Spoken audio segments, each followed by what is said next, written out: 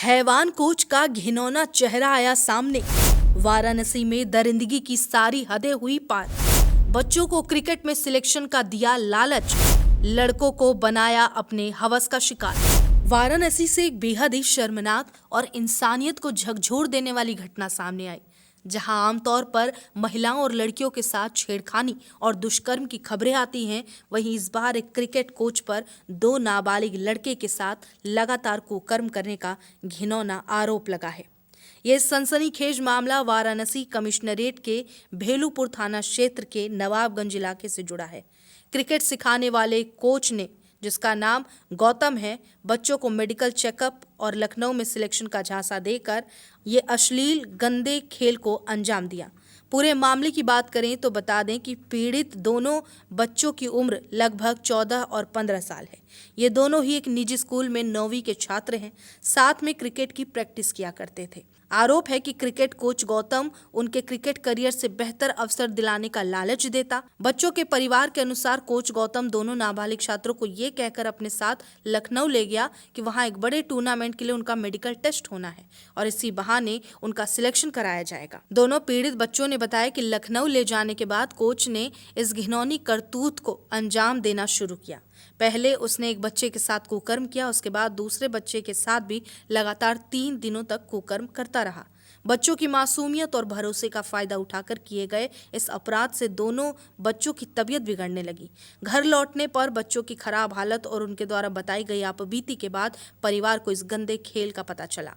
ये खबर सुनते ही परिवार पर जैसे बिजली टूट पड़ी हो। घटना का पता चलते ही पीड़ित बच्चों में से एक की मां ने तुरंत न्याय की गुहार लगाते हुए चौकी दुर्गा कुंड और फिर भलेरपुर थाने में आरोपी कोच गौतम के खिलाफ तहरीर दे दी। मेरे लड़के के साथ गलत हुआ है। इसने क्या नाम कि हमको बताया, कल इसका तबीयत खराब रो के बताया, मम्मी मेरे साथ कई दिन से गलत हो रहा है, हम इससे क्या हुआ, तो वो बताने लगा कि सर मेरे साथ पार्क में ले जाके गंदा गंदा काम करते हैं। कौन सर है वो गौतम सर कर कुछ हैं, वो शायद के जरिए जानते हैं, केडी सर के जरिए वो जानते हैं। गौतम सर की है इनके साथ। कौन सा गेम खिलाते थे? ये क्रिकेट खिलाते थे।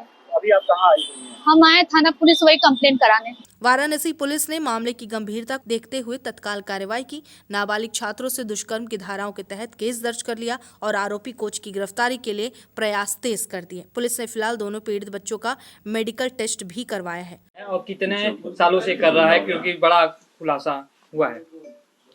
ये कल थाना भेलूपुर पर एक सूचना प्राप्त हुई थी, एक तहरीर प्राप्त हुई जिसमें क्रिकेट में कोचिंग देने के नाम पे बच्चों के साथ अप्राकृतिक दुष्कर्म करने की तहरीर 2 बच्चों के संबंध में प्राप्त हुई थी।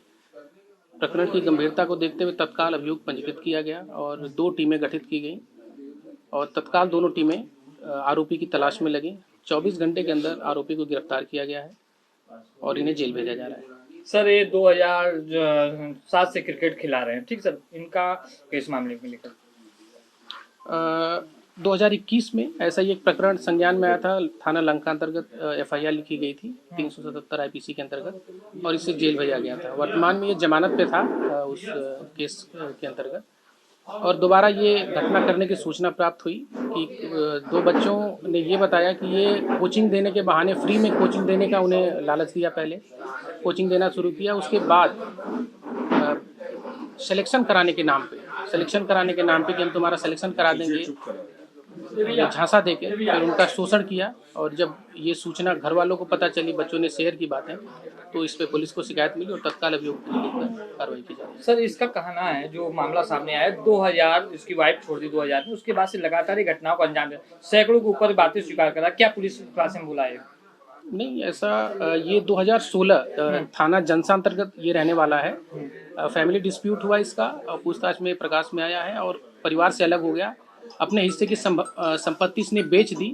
उसके बाद से ये घूम फिर के ही रहता था। वर्तमान में जानकारी के लिए बता दें कि ये क्रिकेट कोच गौतम पहले भी कई ऐसे अपराध के लिए जाना जा चुका है। उसने खुद कबूल किया है कि 2021 में भी वो इसी मामले में जेल जा चुका है, जहां उसने पहले भी कई लड़कों के साथ इस तरह की गंदी और घिनौनी हरकत की है। लेकिन सवाल ये उठता है कि जहां अब तक समाज में लड़कियां और जानवर असुरक्षित थे, अब लड़के भी इस घिनौने कांड से खुद को बचा नहीं पा रहे।